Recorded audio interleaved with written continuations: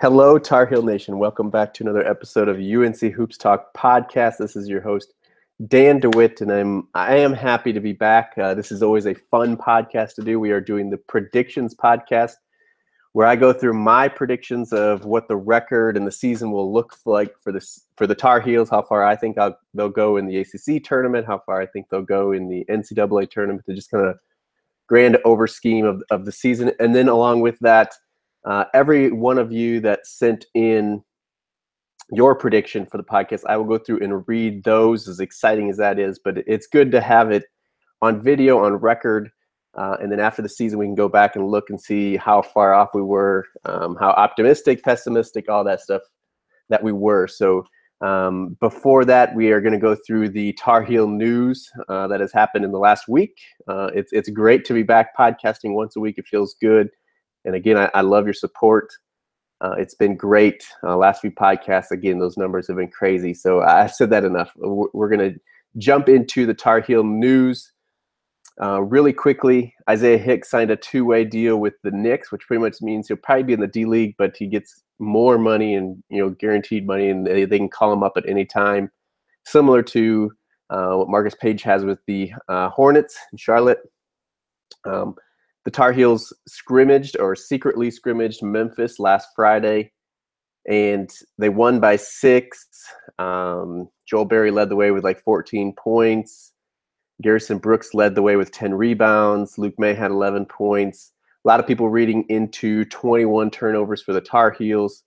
The thing is, I've never been to one of these secret scrimmages, but the way I feel or the way I see it is I don't think it's run just like a game. They don't do just 2 20-minute halves like a game, and they do scrimmage. But I believe why Roy likes these secret scrimmages better than exhibition games, because the rule is you are allowed 2 between secret scrimmages, exhibition games. So you can have 2 exhibition games, 2 secret scrimmages, 1 of each. And so he goes for 1 of each, obviously, to get the money from the exhibition game, but then also to get the experience of the scrimmage. And I think the reason he likes these scrimmages better is he can tell the other coach, hey, I want to work on zone offense, so they run a zone defense. I want to work on breaking the press, so they press a while. And these different, sideline out of bounds, all this different stuff. And there's different situations they can work on, and the other team works with them, as well as obviously they work with the other team. If Memphis said, hey, we want to work against the zone, North Carolina's probably sitting in the zone. And so that can affect stats, obviously, turnovers. And of course, I'm sure Roy is playing all kinds of lineups, the young guys getting in there, so who knows where those turnovers come. So we're not even going to jump into all of those stats and look into those. I'm not going to talk about those too much. Just wanted to mention it there. It happened. You can find some of the stats. I don't know if how detailed they are out there, but they are out there. And then lastly, kind of breaking news. I'm guessing there's plenty of articles already written on it. Definitely Twitter posts, people talking about it. I'm guessing this is the first podcast that'll go out, talked about it, but Joel Berry broke his hand. I don't know if it was in practice. I believe it said practice. I don't think it was at the scrimmage, or we would have heard of it probably on Friday, if not Saturday. But I believe it was probably in practice over the weekend. Probably not this morning yet. I don't know, but he broke his hand. He will be out 4 weeks. Again, I don't know that I saw whether that time is definite, or there's if it said about 4 weeks, whatever. I know it said 4 weeks, which would put us at the week of Thanksgiving. So he's going to we can go through the schedule here. He's going to miss obviously the exhibition game on this Friday. He's going to miss the opener against Northern Iowa. He'll miss the Bucknell game, and then 4 weeks from today is the day of the Stanford game at Stanford, that week of Thanksgiving. So I'm guessing he'll miss the Stanford game. Obviously, maybe if it's going well, he could be back, or faster than what they expect. He could be back for the Stanford game. I'm guessing he'll miss the Stanford game, and then they'll kind of work him in during that Phil Knight 80th birthday tournament out in Portland. So we play University of Portland on November 23rd. Maybe you see us a few minutes there. Then we play Arkansas or Oklahoma. Maybe he starts and sees significantly more minutes there, and then he's completely back by the 26th for the what would be the championship, as long as we're winning there. So that's kind of my guess, my my 2 cents without having a ton of information on it. Obviously, it sucks to have anybody hurt at any point, but I reacted kind of like when you see this, like, oh crap, he's out. And you're like, oh man, how is he going to be back for conference? How long is this going to be? I went through all of that, the whole progression, but after I calmed myself down a little bit, thought about it, looked at the calendar, looked at the schedule, all that stuff, we should be okay, and it may actually be a good thing in the long run. I'd say we'd say it probably is a good thing. We'll see. Maybe chemistry is ruined, or maybe somebody blows up and like, oh, they should be starting over Joel. I doubt that, but in the long run, I think it'll be a good thing. Obviously, with the young guys getting more playing time, Seventh Woods, Jalek Felton, both going to have to step up, play more minutes, or get to play more minutes. Maybe is how we should say it. I'm guessing Seventh will get to start, although I did throw out a Twitter poll. You can go to my Twitter at AllTarHeelDan and vote on who should start or who's going to start, as well as I asked, if you thought this would be a good thing or a setback for the Tar Heels this season. It stinks to have our senior leader, point guard, hurt. People were saying, well, remember when Marcus was hurt a few years ago and he came back and had a phenomenal game against Maryland when he finally got back. Of course, we have the example of Raymond Felton losing or missing the home, or not the home opener, but the opener in the 04-05 season. We lost to Santa Clara as we were going out to Maui. But then, of course, we won the championship that year. So, maybe it's a good thing. Again, I don't think you read into anything if we're going to win the championship or not because of this. But yeah, obviously it's a setback for Joel. Hopefully he works really hard, comes back, and gets everything he wanted out of his senior year. And yeah, hopefully those young guys take advantage of this. Jalek Felton, Seventh Woods, kind of show what they can do, lead a team, puts a little more pressure on Theo Pinson, kind of facilitating as the leader out there as being a senior. Yeah, so as far as starting lineup, I just pretty much switched Seventh Woods in for Joel Bear. I think the rest, as I said in the last podcast, will be the same. So yeah, I want to get through that stuff fairly quickly because it'll take a while to go through all of your guys' predictions here. And I don't want to take too much of your time here, any more than I need to anyway. So that is the Tar Heel news from this week. We're not quite into weekly podcasts, but we're almost there. So yeah, I think there's maybe a week I won't do it, and then I'll do it the week leading up to the Northern Iowa opener. And then pretty much after that, we'll be into weekly ones into November and through the season. We're going weekly, and I'm so happy to be back to it. Yeah, we're going to jump into predictions. If I missed anything in that Tar Heel news segment, tweet at me or email me, unchoopstalk@gmail.com. Let me know what I missed, and always appreciate the feedback from you guys. So jumping into first my predictions, I'm not going to go through game by game because, again, that's going to take too long. We kind of stopped doing that a couple years ago because you guys were sending in so many, and I didn't want to make this too long of a podcast. So I kind of circled some segments of the schedule that I thought, somewhere in there we're gonna take a loss. Of course, there's always going to be probably one that we don't see. Maybe I don't know. There's not really a place where I don't think we can't. We could win all of our games. I don't think we're going to, but we have that talent. So there's not really a place where I say, oh, I didn't expect to win that game and we did, or whatever. But I circled some kind of tough segments of our schedule. And of course, that changed a little bit now here at the beginning of the season with Joel out. So I would guess I would circle that Stanford game as, it's on their home court without our senior leader. I don't think they're going to be spectacular, but they're going to be decent. The first one's UNL. First UNI is a good team, but we have them at home. It's our opener. We should be okay. Bucknell shouldn't be a problem. Again, unless we just have turnover issues or something without Joel, but I don't see that happening. And then Stanford, iffy. I'm not going to change it. I had Stanford kind of as a win.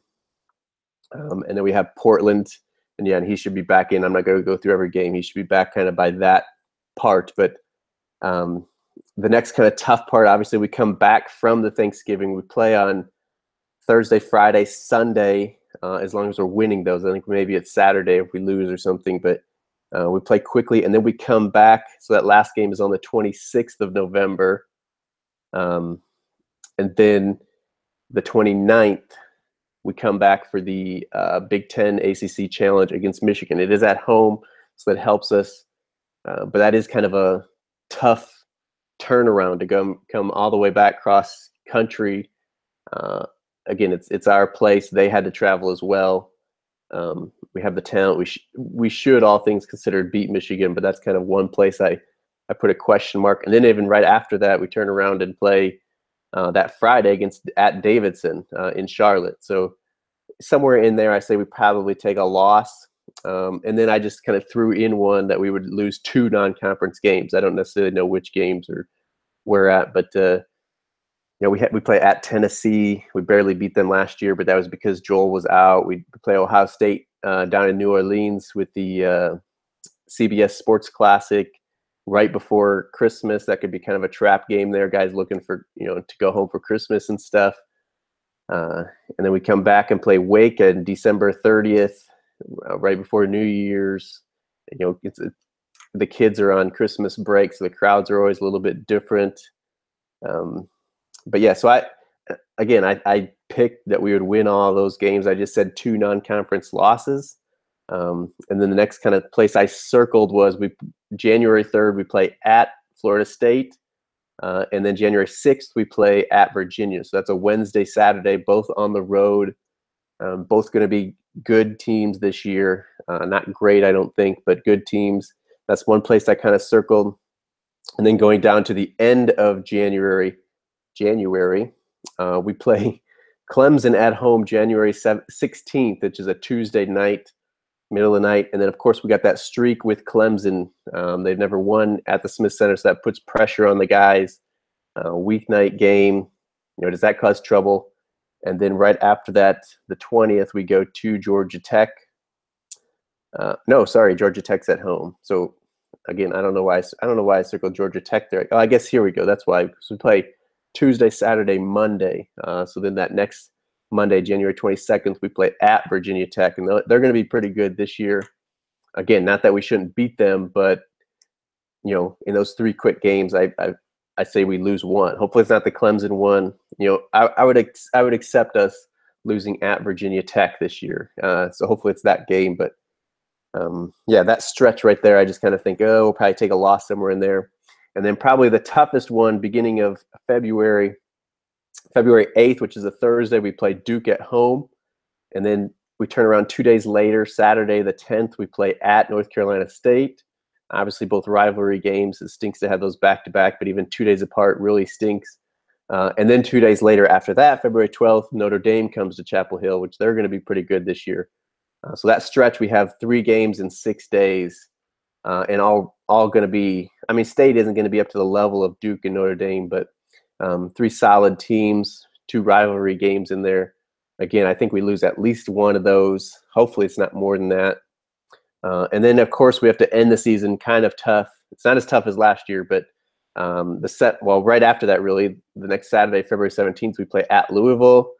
And then the following Wednesday, the 21st, we play at Syracuse. And then 27th, we have Miami at home. And then we go to Duke for Grayson Allen's senior night on March 3rd. So, hopefully we're kind of rested by that time, or recovered, I should say. We won't be rested, but and hopefully we go into the Duke game, obviously wanting to sweep Duke. Hopefully we beat them at home, and and we take out Grayson Allen's senior night. That would be really fun. But so my overall prediction, again, I didn't predict what games we're going to lose. I just kind of predict where we could possibly drop one and all that. But I said that we were going to go lose 2 non-conference games, lose 5 conference games, which would give us 7 losses in the regular season. We played 31 games, so that's 24-7.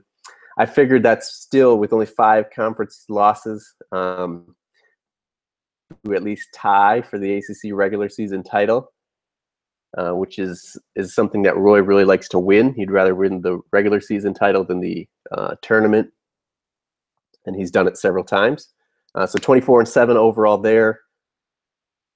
That will give us the bye in the ACC tournament. So we'd only play, if we went to the championship game, only 3 games in the ACC tournament. I picked us going to the championship game, but but losing it, again, depends on injuries by then. It depends on matchups and all that kind of stuff, showing up every night, that stuff. But I picked us losing in the championship, and that would get us to 26-8 overall.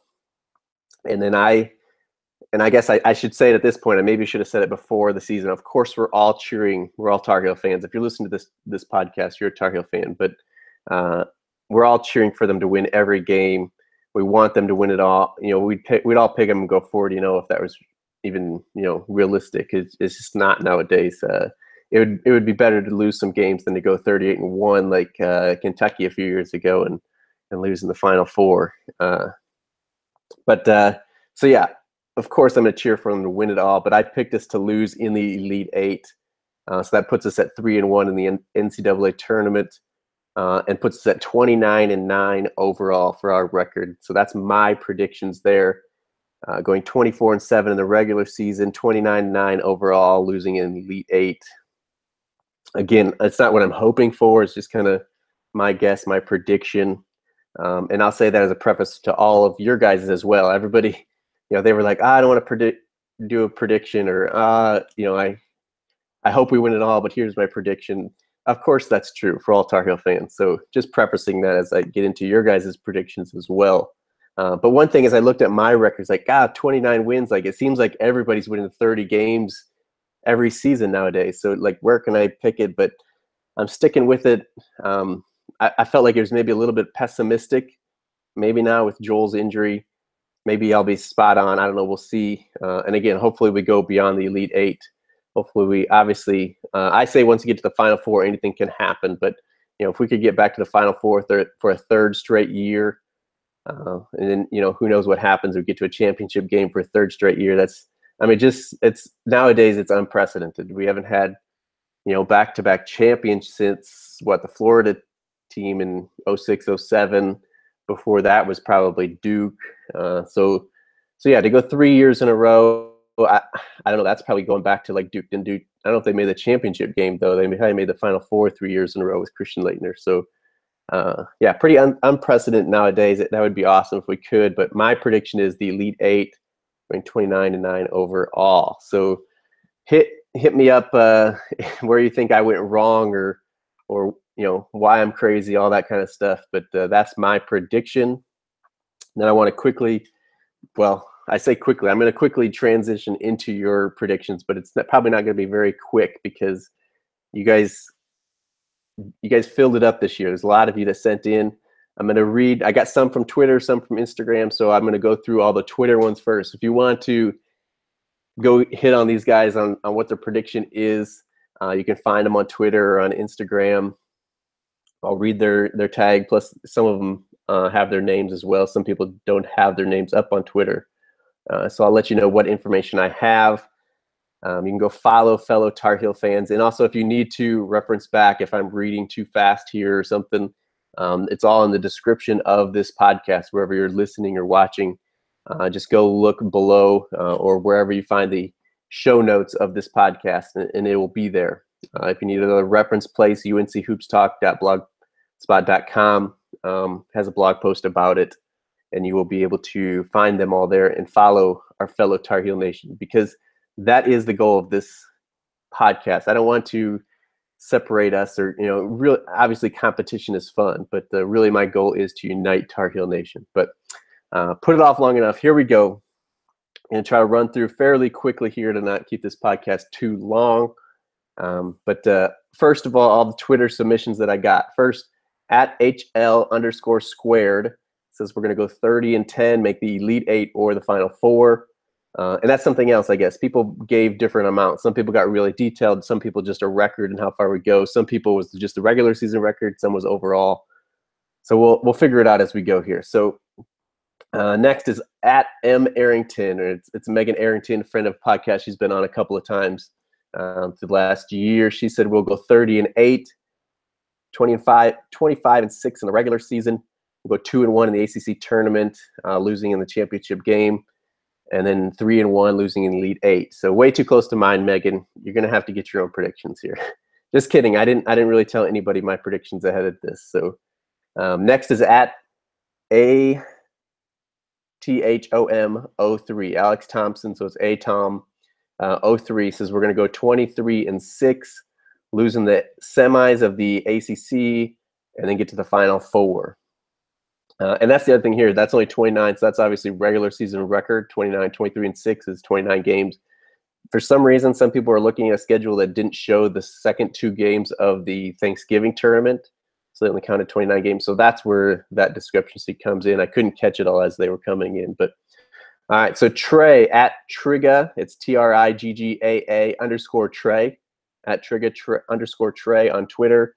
Says we'll go 30-9, end up second in the ACC Tourney champs, and get to the Final Four. That would be an awesome season. I would take that. At krings _ 23, or at krings _ 23, I guess, Mark Krings says we'll go 31-7. He has us losing in the finals of the ACC tournament, making the Elite Eight, not the Final Four. So very similar to what I had. At DT Goulet, DTGOULET, gives us 5 losses, ACC regular season title, back-to-back Final Four. So again, Final Four trip there. At James _ Torbic, James has us with 6 losses during the regular season, 0 L's in March and April, he said. So obviously winning another championship, going back-to-back championships. At Tar Clone, Derek Sunderman, at Tar Clone, that's TARCLONE, said we'll go 23-11, get to the ACC semifinals, and get to the Elite Eight. Elite Eight's been a popular. I think that's popular for a lot of people, like, oh, just short of the Final Four kind of thing. Obviously, only 8 teams make it, so it's still a pretty good season. All right, so Stephen Lyon, hopefully I pronounced all you guys' names right. At SLion28 on Twitter, gives us a regular season record of 25-7, 14-4 in the ACC, which he says is going to be tied for first in the ACC regular season. Has us going to the ACC Tourney semis and the Elite Eight. He also says we'll go 1-1 versus Duke, and Barry will be a first-team All-American, which I didn't mention in the Tar Heel news. He was, I think it's AP first preseason first-team All-American. They did select him, and I think Cam Johnson was a third-team preseason All-American for the AP poll or AP voters. But anyway, at _ Keeter, KEATOR, has us going 28-8. He gives us second in the regular season at ACC. He says we'll be a 3 seed and make it to the Elite Eight. At Matt Burke 7620 on Twitter says we'll go 40-1. We only play 40, so I don't know if he's, I guess, 39-1. We'll give it to him. Very, very awesome season. I would take that, of course, unless that, well, even if that last loss was the championship, it would suck to not finish it off being perfect, but that's still a great season. Jedi Ty at Pusha _ Ty, PUSHA _ TY, says we'll go 30-10, losing the semifinals of the ACC and be back-to-back champs. If we lose in the semifinals, we wouldn't play 40 games, but again, we'll give them that 29-10, I guess, and being back-to-back champs, we'd take that. Greer T, it's at GTHREADGILL 7929 on Twitter. Says we'll make the Elite Eight and go to the ACC Tourney semis. Brad Keitzer, it's at BRADKEUTZER 22 on Twitter. Says we'll win 27 games, go to the Elite Eight at the hand of Joel Berry. At Go Heel Athletics, says we'll go 32-8, cutting down the nets again. It's another championship. Jeff Taylor on Twitter, it's at @thefree_Lance. He thinks it's the perfect storm to repeat. Young bigs will take lumps, so 7 to 9 losses, somewhere in there. But come March, this team will be very tough out, and is saying we'll win the championship, obviously. At Sport Guy Show on Twitter says we'll go 22-8, get to the Sweet 16, be 4th in the ACC behind Duke State and Louisville. Louisville should be good, but I don't think we'll, with all their turmoil and stuff, hopefully we're ahead of them. And State, I don't think is going to be that good this year. So hopefully, again, obviously that's your prediction. I could be way off. You could be right on. But that's my 2 cents anyway. But at Elijah _ Shriner, it's at ELIJAH _ SHRINER. Says we'll go 31-9 and make it to the Elite Eight. At Ariana Cotuna, again, hopefully I'm saying your names right, but it's at ARINACOTUNA. Says we'll go 34-6, win it all, win the regular season, go to the ACC Tourney semis, and then she also added that Duke sucks. Shane Franklin at JMCMFSHANE on Twitter says we'll be a 2 seed. We'll end up second in the ACC, and we'll go to the Final Four. Matthew Lemon on Twitter, it's at LemonsDrop, LEMONDSDROP. Says we'll have 25 to 30 wins, so he's giving himself some leeway there. 8 to 10 losses and make the Elite Eight. Jeff G, it's at SteelHeel40, just how it sounds, STEELHEEL 40 on Twitter. Says we'll go 30-8 and make the Final Four. Sean Settlemeyer, Twitter handle is at COUZ00. Says we'll go 30-6 and make the Elite Eight. At Eric King _11 on Twitter says we'll go 30-8, 25-6 in the regular season, semis of the ACC, and make the Elite Eight. At Devin _Stone 8 on Twitter says we'll go 23-7 at worst, make the Elite Eight. Barry wins the koozie and is a wooden finalist. At TJBELURKIN at TJB Lurkin on Twitter says we'll go 28-10 and make the Elite Eight.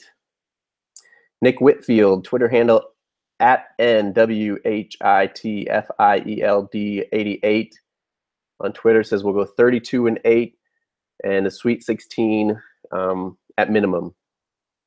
Jackie Eason at JEASRYUU says we'll be 37-3 in national champs. I'll take it. Brandon Marsh on Twitter at Marshmello45. It's MARSHMELLO 45. Says we'll go 22-7 in the regular season, be a runner-up, and I'm guessing that's for the ACC tournament, and make the Sweet 16. At UNC Humor, we all know that one on Twitter. We probably all follow him already on Twitter. Says we'll be second in the ACC with a 13-5 record. Says maybe around 31-7 overall, make it to the Elite Eight this year. Joel Berry makes first team All ACC. Cam Johnson makes third team All ACC. So we'll hold you to it, UNC Humor. At Heels Yes, HEELSYES on Twitter says we'll have a regular season of 25-6 and make the Elite Eight. Maxine Burley on Twitter, it's at TLCBURLEY says we'll go 29-7 and make it to the Elite Eight. Joey Freshwater on Twitter, he is at Vol VOL. Man, I can't say that, Vol. Anyway, VOL_fan27 says we'll go 25-8 and go to the Final Four faux show, he says. So at tar_heel_blue says we'll have 9 losses, top 3 ACC finish, lose in the ACC championship game, and repeat as national champions. Michael Quick at Big Punisher 78 on Twitter says we'll go 31-9, the ACC regular season champs again, and back to the Final Four. El Padilla Allen at They Call Me L on Twitter says we'll go 26-5 in the regular season, be ACC runner-up, and make it to the Elite Eight. At L Buckets 24, that's LBUCKETZ 24 on Twitter, says we'll go 30-11 and make it to the Final Four. At Elaine Floyd, ALANEFLOYD, says we'll go 32-6, make it to the Elite Eight. ACC tournament runner-up, tied for ACC regular champs, beat Duke at Chapel Hill.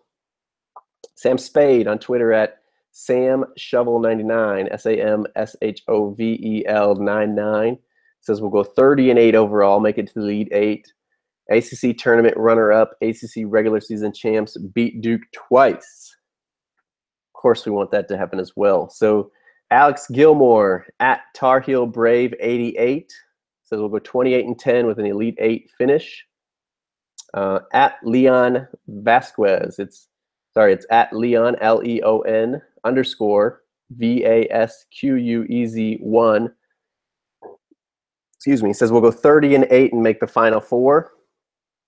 At Heel Athletics, another big Twitter handle, says we'll have 8 losses, be ACC champs, and the Elite 8 is the farthest we'll go. At UNC Graphics says we will go 37-3. At Future Tar Heel, Anthony Pagnotta, another friend of the podcast, has been on here before, says we'll go 32-7, be ACC regular season champs, and make it to the Final Four.